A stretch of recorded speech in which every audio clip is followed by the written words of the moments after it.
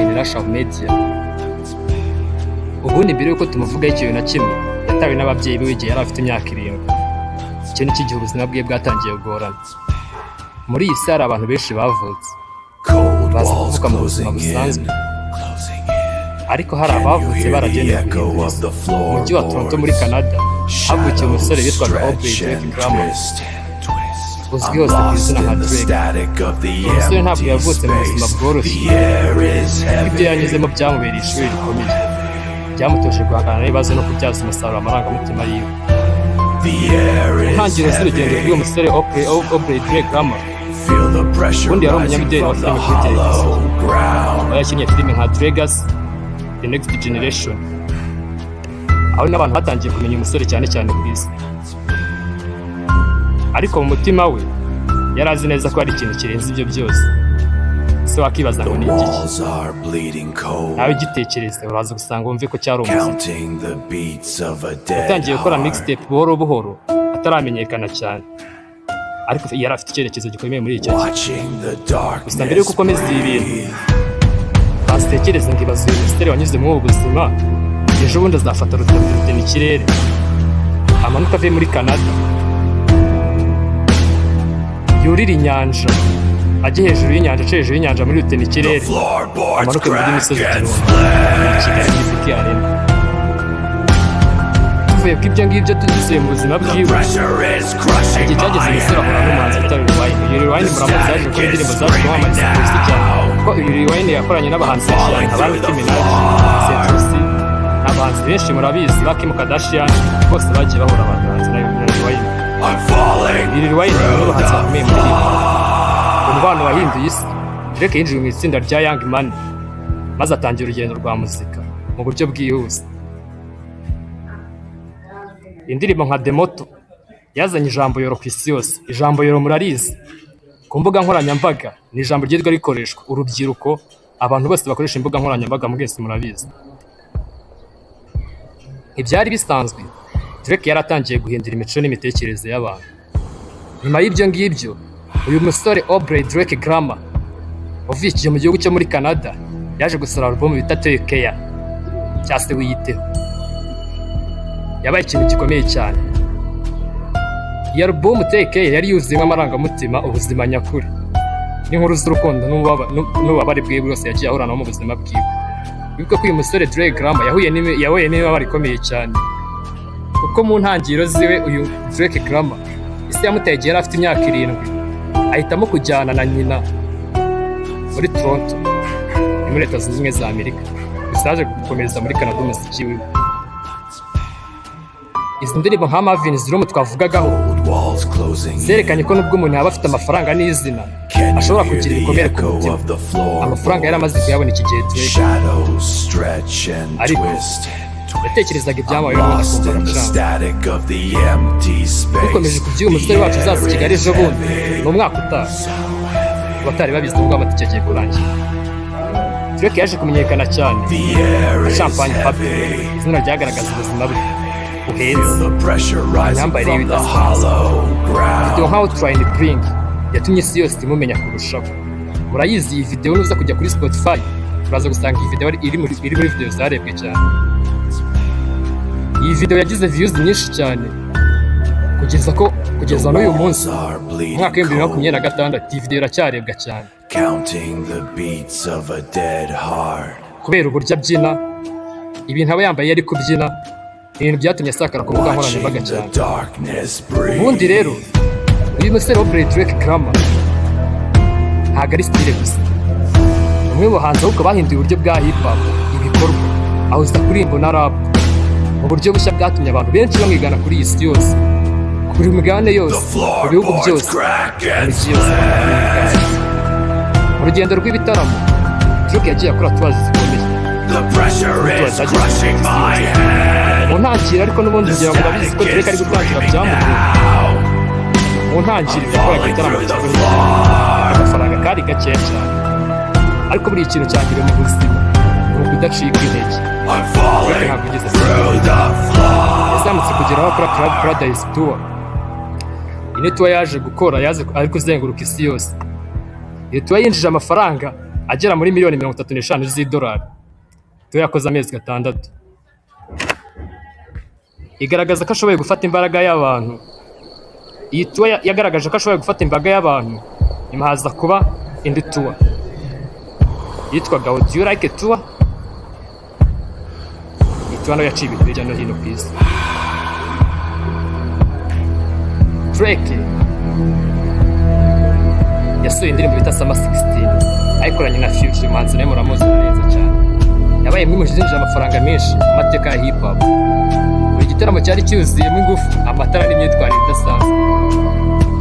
So Aubrey and the Three Migos Tour haje kuba indi tuba yitwaga The Aubrey and the Three Migos Tour, aho Drake yari arimo tuba yayikoranye n'abarabana bo muri Migos, cyangwa barabo muri Migos batatu, A$AP Rocky, Offset n'abandi benshi murabuzi n'abara ba Puff.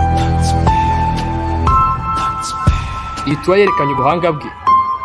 Cold walls closing in. Can you hear the echo of the floorboards? Shadows stretch and twist. I'm lost in the static of the empty space. The air is heavy, so heavy. The air is heavy, so heavy. Feel the pressure rising from the hollow ground.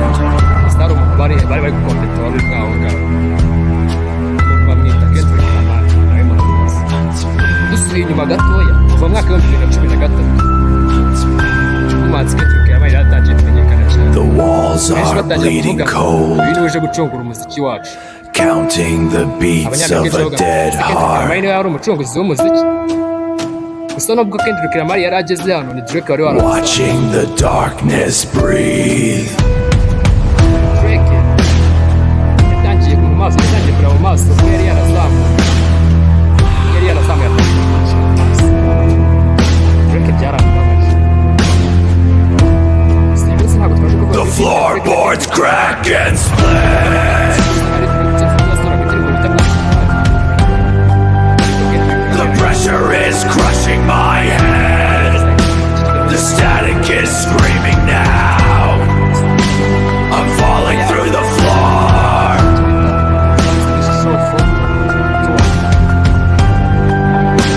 I'm falling through the floor.